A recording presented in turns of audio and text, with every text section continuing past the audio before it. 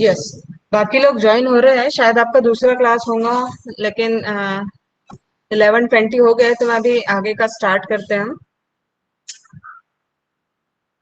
एक बार मैं चेक कर लेती हूँ, आपको आवाज आ रही है और स्क्रीन जो है वो व्हाइट बोर्ड दिख रहा है आपको? Yes ma'am. तो अभी तक हमने जो यूनिट स्टार्ट किया है, यूनिट नंबर 2 हमारे पेपर 1 ऑर्गेनिक केमिस्ट्री का, हेट्रोसाइक्लिक कंपाउंड। तो इस यूनिट में मैंने आपको काफी सारे हेट्रोसाइक्लिक कंपाउंड्स बताए हैं और उनका ऑर्बिटल स्ट्रक्चर बताया है, करेक्ट? ऑर्बिटल स्ट्रक्चर के साथ साथ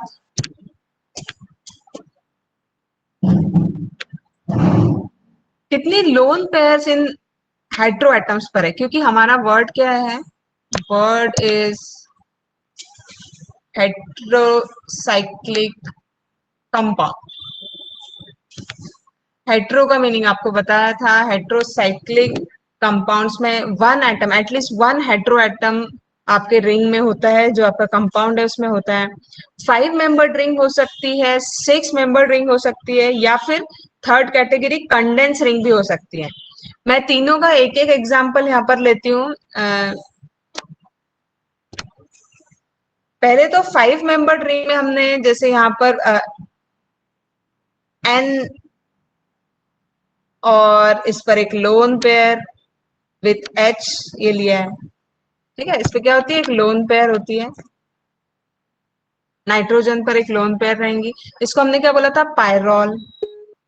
पायरॉल के अलावा 6 मेंबर्ड अगर हम देखते हैं तो 6 मेंबर्ड कंपाउंड पायरेन हमने लिया था। अभी यहाँ पर ये लोन पेयर्स में ड्रॉ कर रही हूँ, बट लोन पेयर नहीं आ पा रही है। मैं जैसे ड्रॉ करती हूँ, एक्चुअली पूरा ड्रॉ होना चाहिए जैसा ले रहे हैं, बट सिर्फ लाइन्स ही यहाँ आ रही है। ठीक है, कोई बात नहीं। तो लोन पेयर ऑक्सीजन कितनी होंगी आपको पता है ना? इसमें ऑक्सीजन की एक लोन पेयर यूज हो रही है। ऑक्सीजन पर नॉर्मली 2 लोन पेयर होती है, बट इस पायरेन में आप देख सकते हैं ऑक्सीजन की 3 बॉन्ड्स है, इसीलिए 1 लोन पेयर यूज हो रही है यहाँ पर। और condense, third category condense compounds थे, तो कंडेंस में आप इस तरीके का कंपाउंड कंसिडर कर सकते हैं। इसको हम क्या बोलते हैं? नेप्थेलीन बोलते हैं। तो नेप्थेलीन जैसा ही स्ट्रक्चर अगर नाइट्रोजन से रिप्लेस हो जाए तो ये कंपाउंड क्यूनोलीन होगा। This is quinoline. क्यूनोलीन।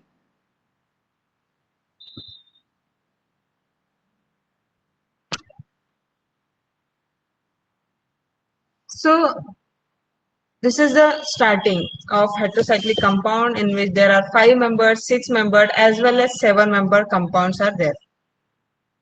Okay.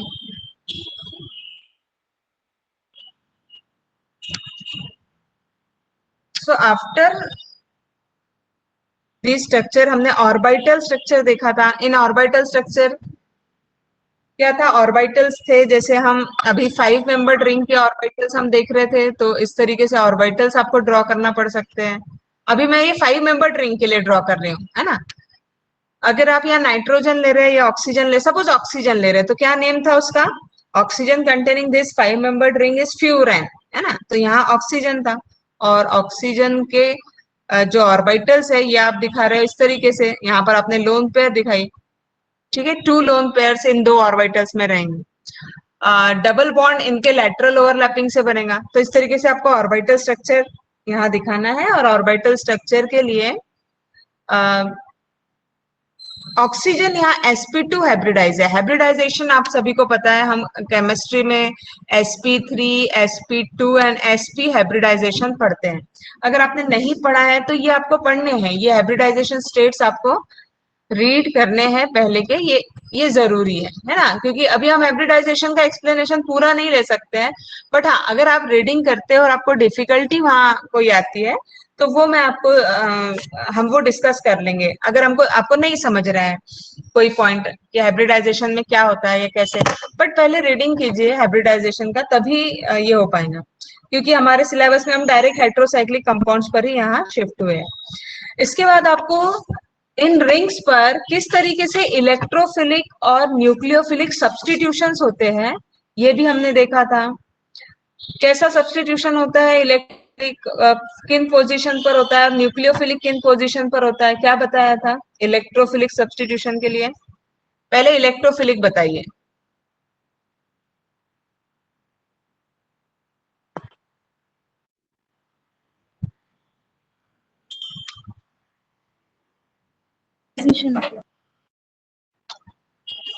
Electrophilic substitution कौन सी पोजीशंस पर बताया था?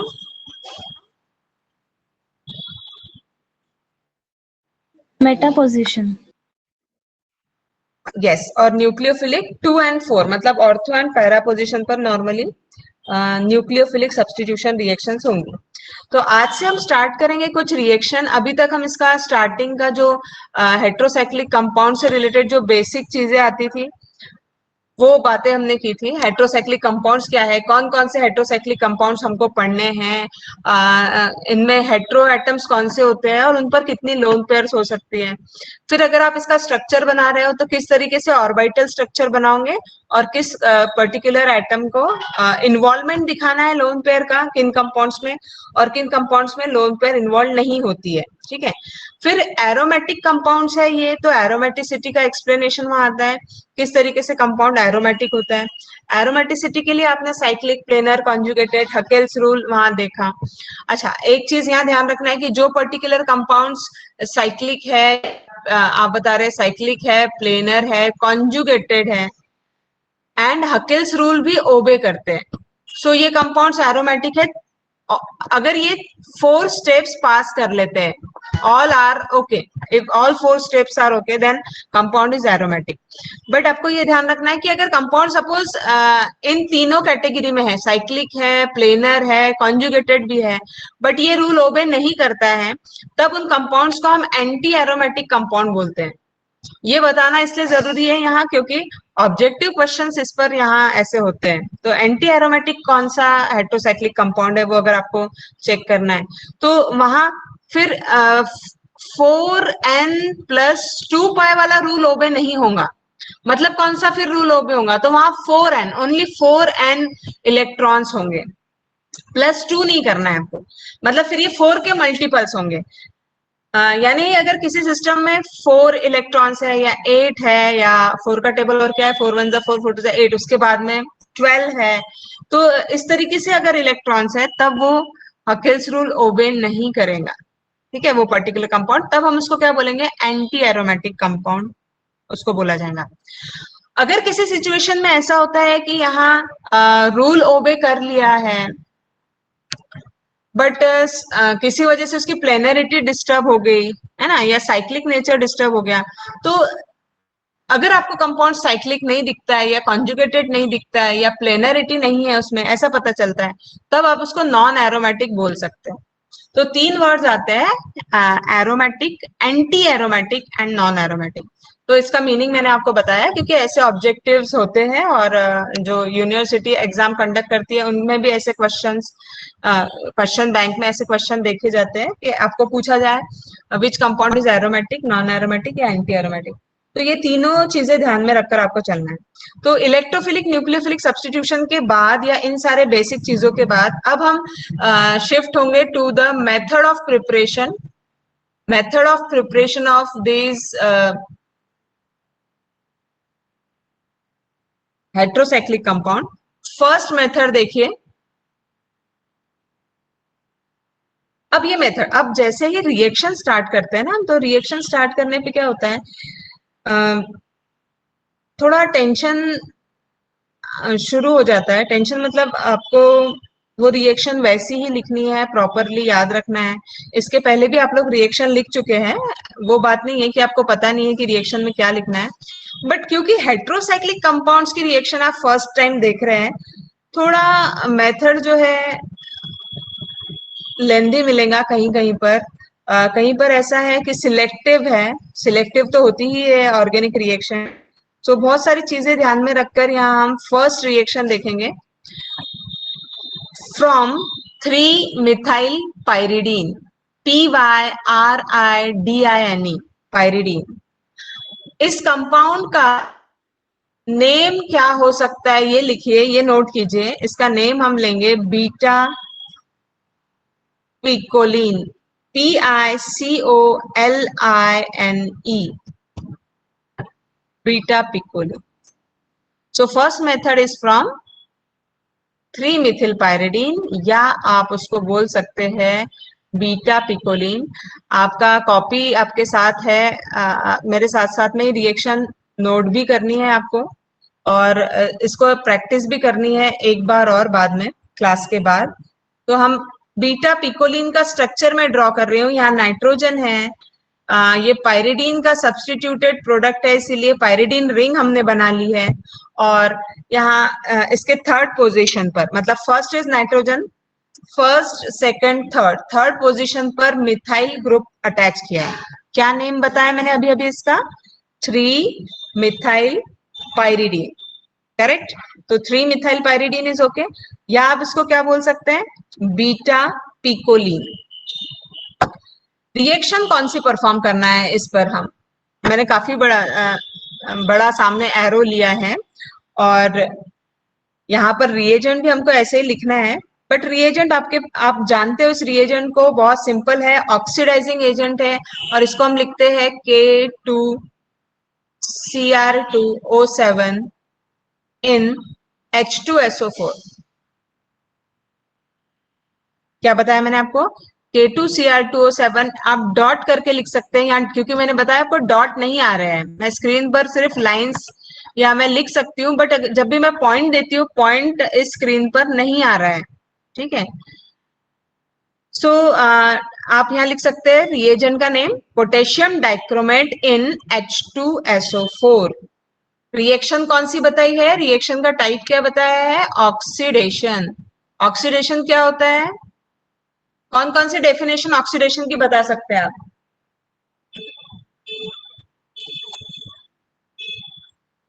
Yes, anyone? Ma'am, addition of oxygen can be called as oxidation, or it can be called as removal of hydrogen. Yes, removal of hydrogen or addition of oxygen. These two reactions are oxidation, correct definition. साथ में आप यहाँ पर ये भी देख सकते हैं, कुछ रिएक्शन में अगर इलेक्ट्रॉन लॉस हो रहे हैं, if there is a loss of lone pair और इलेक्ट्रॉन, तब भी वो ऑक्सीडेशन ही होता है, ठीक है। अब ऑर्गेनिक रिएक्शन में तो हम ऑक्सीजन हाइड्रोजन की लैंग्वेज में ही देखते हैं, बट कई बार थर्ड डेफिनेशन को भी आपको ध्यान में रखना है कि अगर इलेक्ट्रॉन का लॉस कहीं हो रहा है, तब भी आप उसको ऑक्सीडेशन ही बोलोगे। सो अब यहाँ पर क्या होने वाला है? इस रिएक्शन में यहाँ एडिशन होने वाला है ऑक्सीजन का। नोट कीजिएगा आप, यहाँ पर एडिशन होने वाला है ऑक्सीजन का, और कहाँ ऐड होगा? रिंग।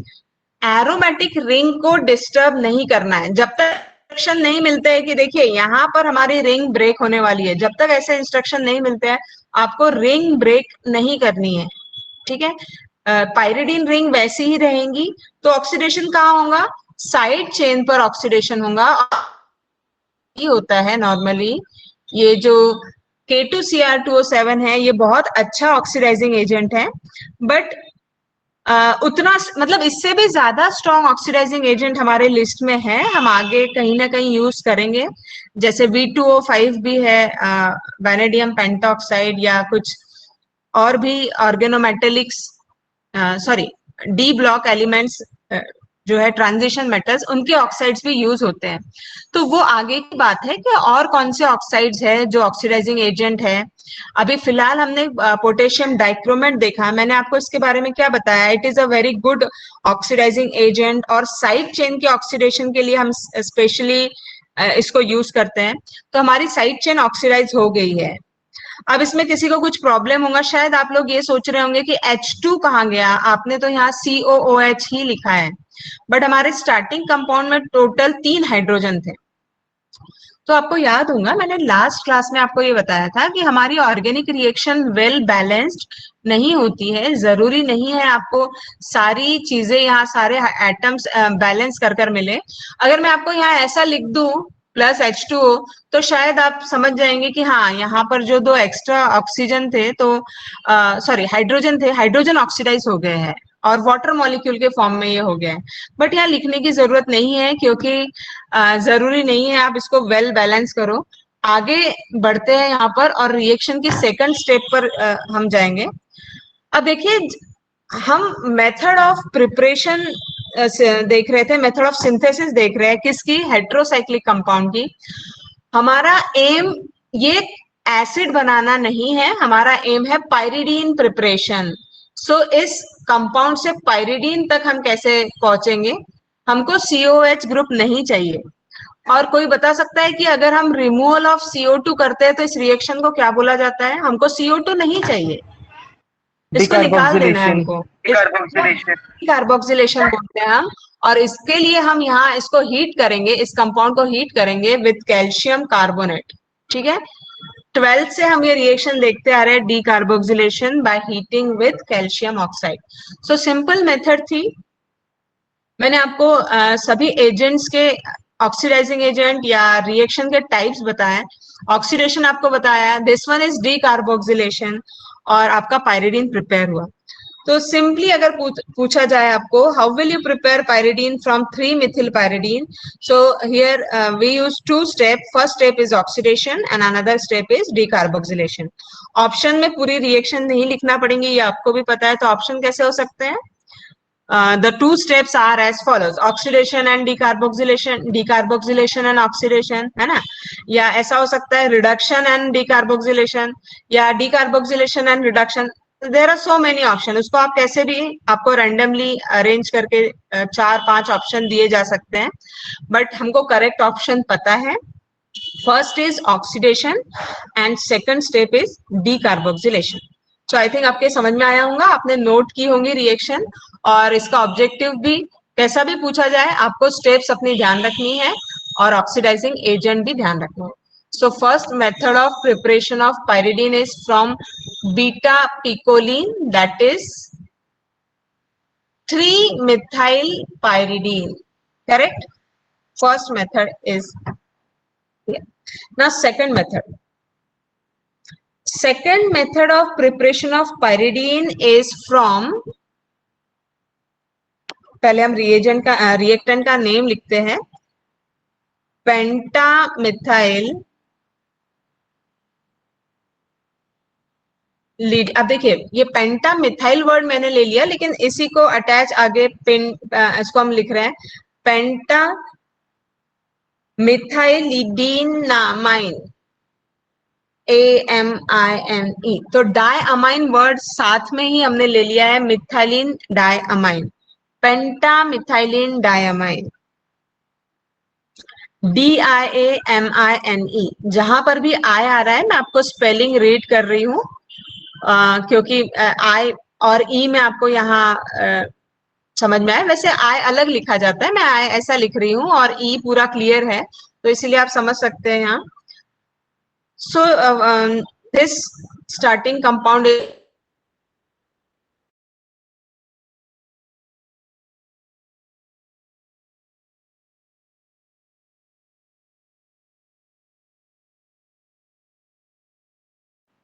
नहीं, बिल्कुल भी नहीं, क्योंकि करना है, लर्न होता भी नहीं है और करना भी नहीं है।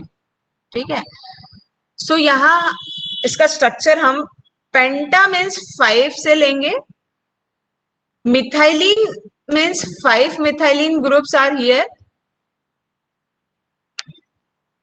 सो आई थिंक ये पेंटा मिथाइलिन है, और यहाँ अभी वैलेंसी ओपन है, क्योंकि ये कार्बन की वैलेंसी अभी सेटिस्फाइड करने के लिए यहाँ NH ग्रुप, NH2.HCl, NH2.HCl। देखिए यहाँ डॉट है, इसलिए मैंने बॉन्ड नहीं लिया है, क्योंकि अगर आप मैं बॉन्ड लिख दूंगी तो वो गलत होगा, वहाँ बॉन्ड नहीं होता है, NH2 और HCl में डॉट होता है।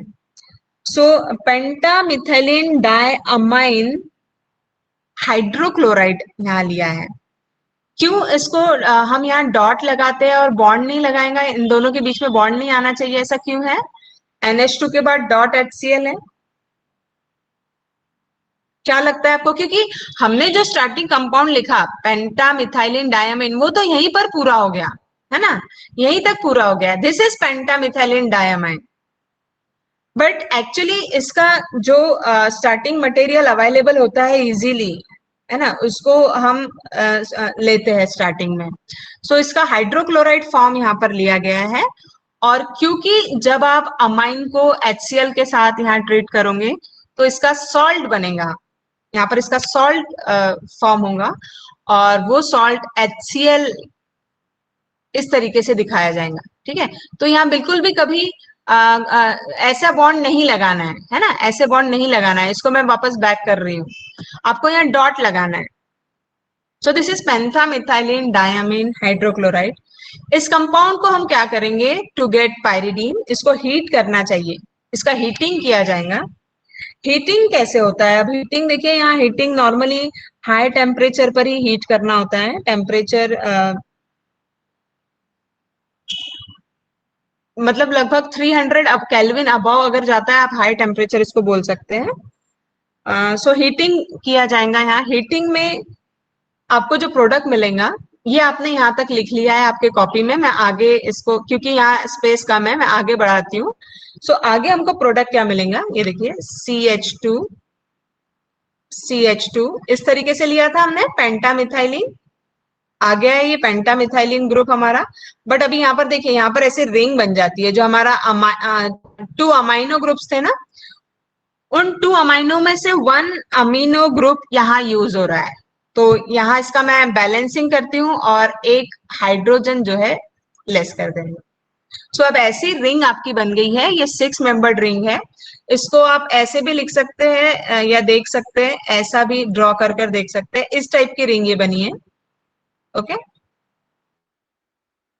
इसको कहा जाता है पाइपरिडीन, PIPERDINE।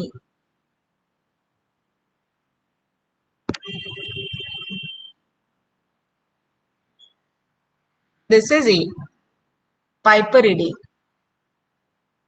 अब पाइपरिडीन और पायरिडीन में क्या डिफरेंस है, पायरिडीन स्ट्रक्चर हमारा कैसा है वो आपको पता है। अभी इसमें क्या कमी है, पायरिडीन क्यों नहीं है ये? Ma'am, it has hydrogen.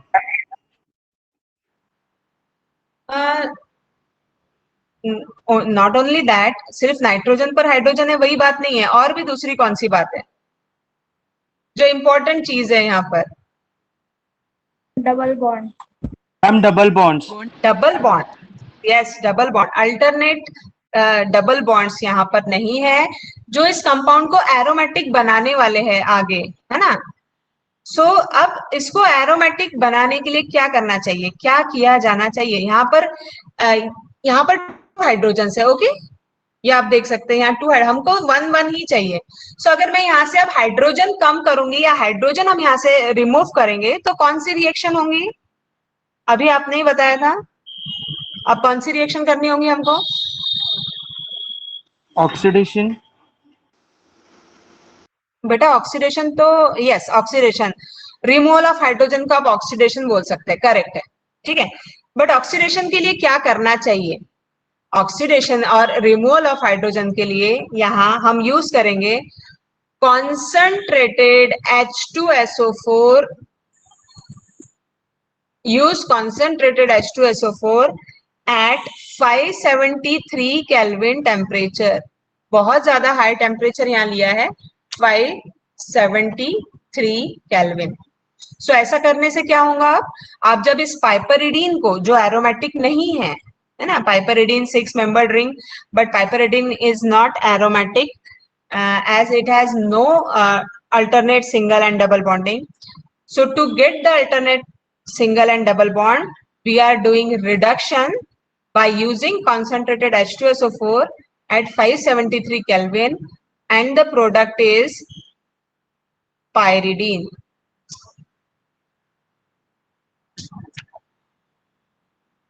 The product is pyridine.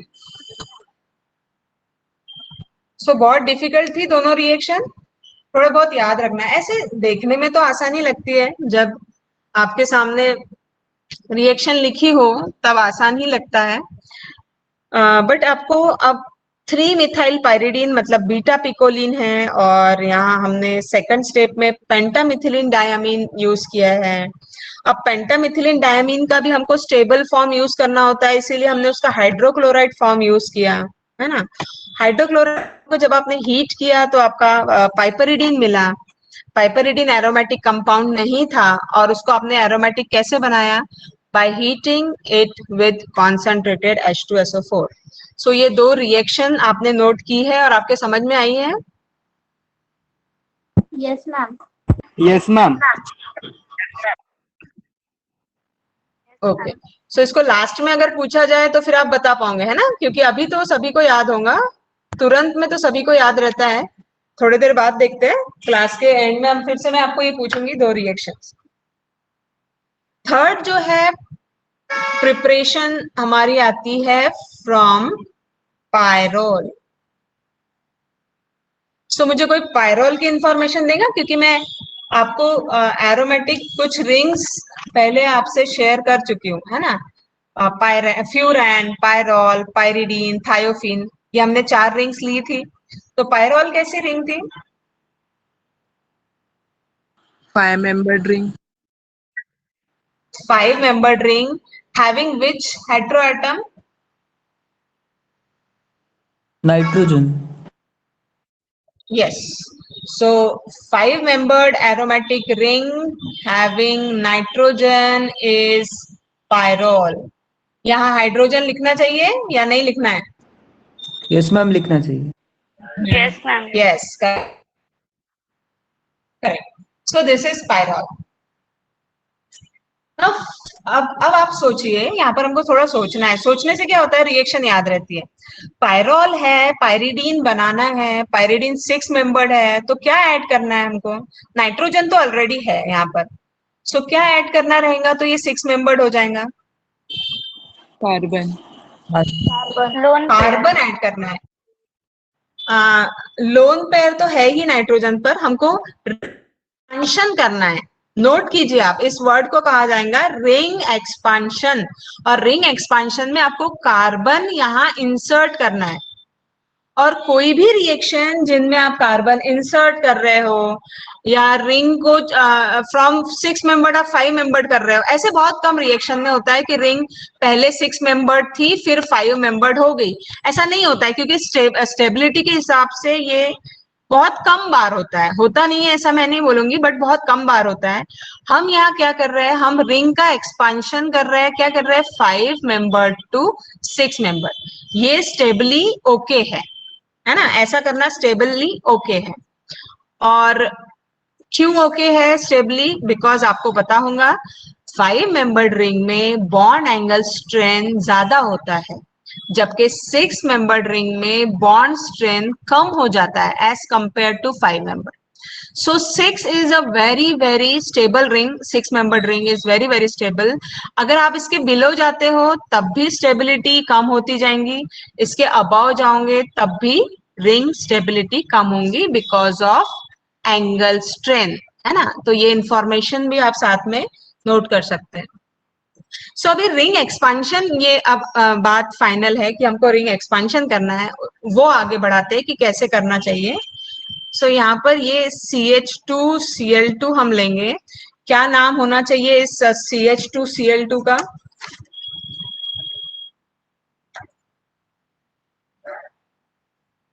आपने ऐसा देखा होगा ना, CHCl3 भी आपने कहीं सुना होगा, देखा होगा। वैसे CH2Cl2 भी है और CCl4 भी है। जैसे जैसे कार्बन सब्स्टिट्यूट होते जाते हैं आपको ये डेरिवेटिव्स मिलते जाते हैं। Sorry, not carbon, hydrogens. तो मुझे इस कंपाउंड का नेम चाहिए आपके पास से। CH2Cl2 क्या होगा? Methylene chloride. Ma'am, methylene chloride. Dichloromethane. Yes, dichloromethane is correct and methylene chloride is also correct. वैसे अगर आप इसको देखते हैं तो देखते ही आप इसको मिथिलीन डाइक्लोराइड बोलोगे, है ना, क्योंकि 2 क्लोरीन है। बट क्योंकि ये कार्बन की वैलेंसी के हिसाब से ये अंडरस्टूड है कि 4 वैलेंसी के लिए Cl2 ही लेना पड़ेगा। दैट्स व्हाई आप इसको मिथिलीन क्लोराइड भी बोल सकते हैं, बट मैं यहाँ लिखूंगी मिथिलीन डाइक्लोराइड। और जो अभी अभी आपने बताया dichloromethane, that is also correct, but ये कॉमन नेम है और डाइक्लोरोमीथेन IUPAC नेमिंग है, सो दोनों भी आंसर करेक्ट है। बट इसके साथ आपको क्या लेना है? क्या मिथिलीन डाइक्लोराइड और इस पायरॉल के साथ पायरिडीन मिल जाएगा या आगे और क्या करना होगा? तो यहाँ इसके साथ हम लेते हैं एक और कैटलिस्ट जो इसको एक्टिव रखेगा और इसका प्रेजेंस बहुत जरूरी है साथ में। ये है सोडियम इथॉक्साइड, ठीक है।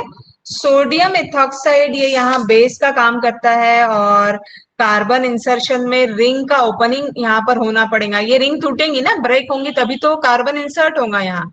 सो इस प्रोसेस के लिए ये इथॉक्साइड बहुत जरूरी है। इसको सिंपल अब हीटिंग करना है हमको, और कुछ नहीं लेना है। ये तीनों कंटेंट्स आपने ले लिए, स्टार्टिंग कंपाउंड्स आपने ले लिए। First is pyrrole, second is methylene dichloride and third is sodium ethoxide, ठीक है।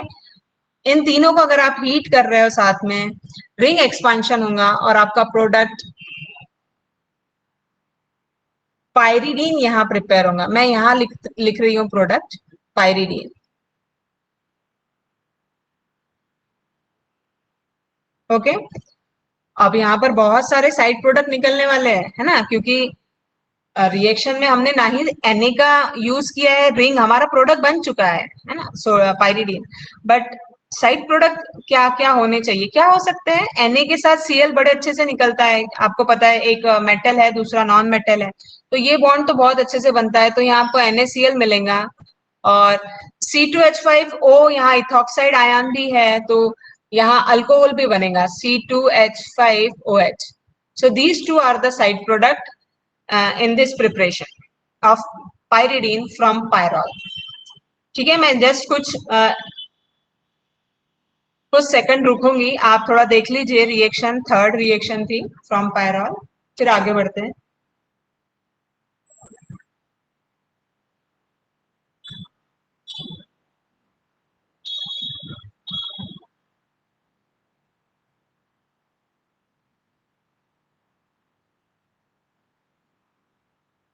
Excuse me ma'am. Yes ma'am जैसे यहाँ पे हाँ, यस सोडियम इथॉक्साइड यूज किया है मैम, तो यहाँ पे मैम नॉर्मल बेस हाँ, यूज नहीं कर सकते मैम, जैसे KOH या NaOH? नहीं कर सकते हैं, क्योंकि उसका जो OH आयन होता है ना, OH जो आयन है वो वहाँ स्ट्रॉन्ग न्यूक्लियोफाइल का काम करता है और बीच में डिस्टर्ब कर देगा रिएक्शन को। हम जो बनाने जा रहे हैं वो नहीं बनेगा, ठीक है। सो हमको इस तरीके से है, जो संभाल के लेता हो रिएक्शन को, थोड़ा माइल्ड होना चाहिए बट रिएक्शन को आगे बढ़ाने में हेल्प करता है, ऐसे टाइप का ही हम यहाँ कंपाउंड यूज करेंगे। वो बहुत स्ट्रांग है KOH या NOH। Okay ma'am.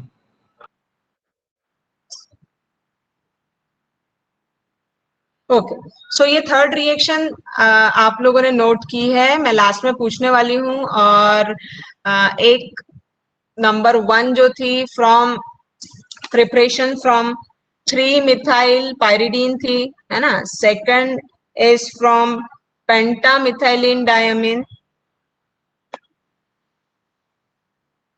करेक्ट बोले मैंने दोनों name? Yes ma'am. Yes, 3-methyl pyridine and pentamethylene diamine. और अभी हमने देखा फ्रॉम पायरॉल। और आज की लास्ट रिएक्शन और important reaction, fourth, from acetylene. कोई एसिटिलीन के बारे में कुछ इंफॉर्मेशन दे सकता है, 1-2 लाइंस कुछ, क्या है, कैसा है कंपाउंड? जितनी ज्यादा दे सकते हैं इंफॉर्मेशन आप।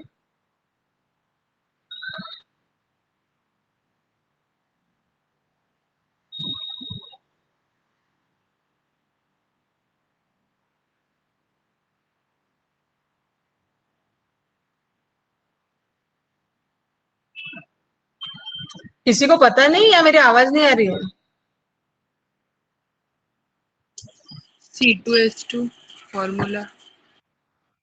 Formula is C2H2, correct. और भी इंफॉर्मेशन चाहिए मुझे इसके, और क्या बताएंगे आप? Double bond formation. कैसा डबल बॉन्ड होता है इसमें? Triple bond ma'am. Triple bond is here. Okay, और क्या बता सकते हैं इसके बारे में? It is a colorless gas. Okay, gas है वो भी ठीक है। और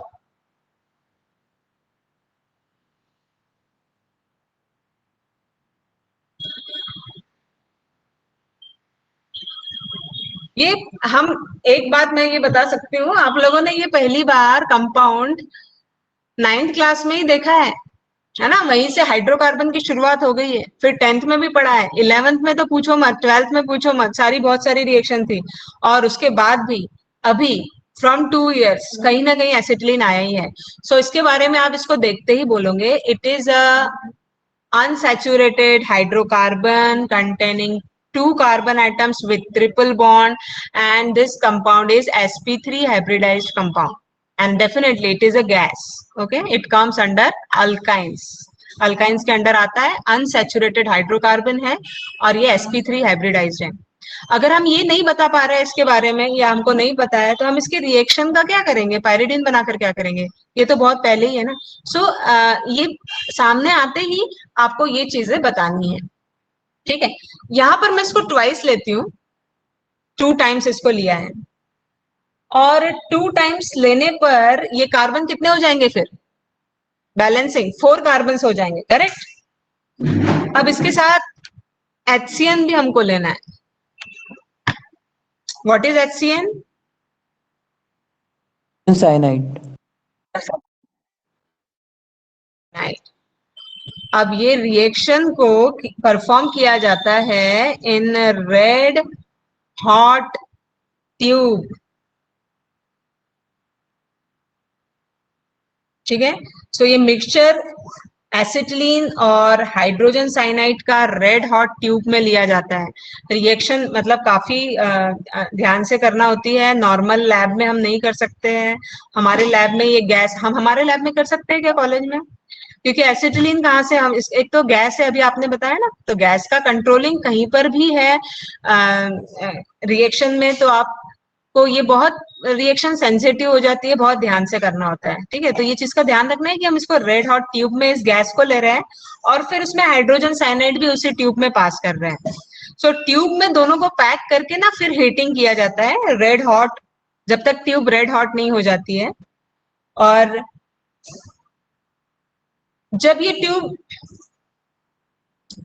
यहाँ रेड हॉट हो रही है, और क्योंकि कोई दूसरा साइड प्रोडक्ट यहाँ पर नहीं बनने वाला है, बिकॉज हमने जो स्टार्टिंग कंपाउंड लिया है ना, ये बिल्कुल सिलेक्टिव लिया है, जितना चाहिए उतना ही लिया है। आप पूरे कार्बन्स और सारे के सारे हाइड्रोजन्स यहाँ काउंट कर सकते हैं, और एक नाइट्रोजन भी है जो मुझे यहाँ दिख रहा है, आपको भी यहाँ दिख रहा होगा नाइट्रोजन। सो बिल्कुल सिलेक्टिव रिएक्टेंट यूज किए हैं, कुछ चीज ज्यादा नहीं है, तो प्रोडक्ट का इल्ड भी उतना ही अच्छा होगा। साइड प्रोडक्ट कुछ भी नहीं बनने वाला है। बट एक चीज है ना, हम नॉर्मली इसको हमारे लैब में नहीं कर सकते हैं, हमारे लैब में करने के लिए रिएक्शन की मेथड बदलनी होंगी फिर, ठीक है? बट रेड हम लिख तो सकते हैं, थ्योरी में लिखने में कोई प्रॉब्लम नहीं है, थ्योरी में तो कुछ भी किया जा सकता है। तो रेड हॉट ट्यूब आप लिखिए, और ये प्रोडक्ट यहाँ प्रिपेयर होगा जो पायरिडीन है, ठीक है? तो इसको और किसी मेथड से किया जा सकता है क्या? अगर किसी के पास ट्यूब नहीं है, रेड हॉट ट्यूब जो हम ले रहे हैं वो मेटल, जनरली मेटल ट्यूब होती है, आयरन ट्यूब होती है, क्योंकि रेड हॉट होने की कैपेसिटी उसी में है ना? तो ये यहाँ पर ट्यूब में रिएक्शन हुई, पायरिडीन प्रिपेयर हुआ from acetylene, it's okay. But क्या कोई और मेथड ऐसी है जिससे हम सेम एसिटिलीन लेकर कर सकते हैं reaction? So answer is yes. यहाँ पर हम HCN और रेड हॉट ट्यूब नहीं लेते हैं, तब भी रिएक्शन की जा सकती है। तो फिर क्या होगा? फिर दुनिया भर के कैटलिस्ट वहां लेने होंगे, रिएक्टेंट चेंज करने होंगे। सो आगे और भी हमारा केमिस्ट्री और बढ़ जाएगा दिमाग में, है ना? तो आज एकदम ज्यादा टेंशन आपको नहीं देना है। तो 4 रिएक्शन आज हम लेंगे। अगर आफ्टर क्लास आपको चारों रिएक्शंस याद रहती है तो ओके है, कोई प्रॉब्लम नहीं है। एक दिन में 4 रिएक्शंस बहुत हो गई, बट याद रहनी चाहिए। अभी वैसे तो मैं 8 भी रिएक्शन ले सकती थी, इतने देर में ये शेयर क्यों करूं, है ना? फटाफट हम आगे की रिएक्शंस भी ले सकते थे, बट उसका कोई मतलब नहीं है। आपको आफ्टर क्लास वो याद भी रहना चाहिए कि हमने क्या पढ़ा है। सो लास्ट में मैं, जैसा मैं बताया था आपको, मैं पूछूंगी तो फर्स्ट रिएक्शन क्या थी, क्या नेम था, कौन बताएगा? From 3-methyl-pyridine. From 3-methyl-pyridine. What is the another name of 3-methyl-pyridine? Beta picoline. Yes. कौन से हमने रिएजेंट यूज किए वहां पर फर्स्ट रिएक्शन में? K2Cl2O7. डाइक्रोमेट NH2SO4 यस, और उसके बारे में मैंने आपको क्या बताया? K2Cr2O7 क्या था? Oxidizing agent. Oxidising agent yes yes yes. Now second reaction, second reaction में मुझे बताइए इंटरमीडिएट रिंग का नाम क्या था? Piperine. Piperidine. Yes, piperidine, correct. क्या वो रिंग एरोमेटिक थी? No, No, ma'am. ma'am. Third reaction is from which starting material? Third reaction Pyrrole. Pyrrole. Pyrrole. Pyrrole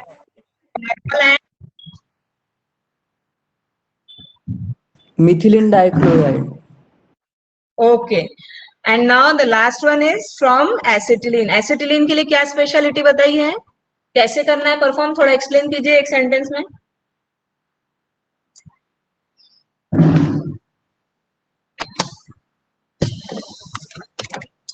अभी की याद नहीं है, लास्ट वाली याद नहीं है आपको?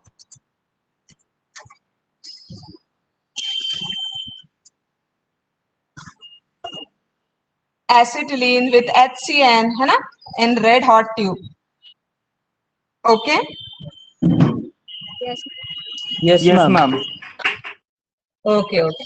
तो ये 4 आप आज नोट करेंगे, इसकी प्रैक्टिस करेंगे। कल हम इसके आगे वाली रिएक्शन भी देखेंगे और फिर वो मैकेनिज्म जो थे वो भी आपके डिस्कस करेंगे, ठीक है, जो मैकेनिज्म उस दिन हमने लिए थे, है ना, थोड़ा जस्ट 5 मिनट, क्योंकि वो ज्यादा इंपॉर्टेंट है मैकेनिज्म। ओके,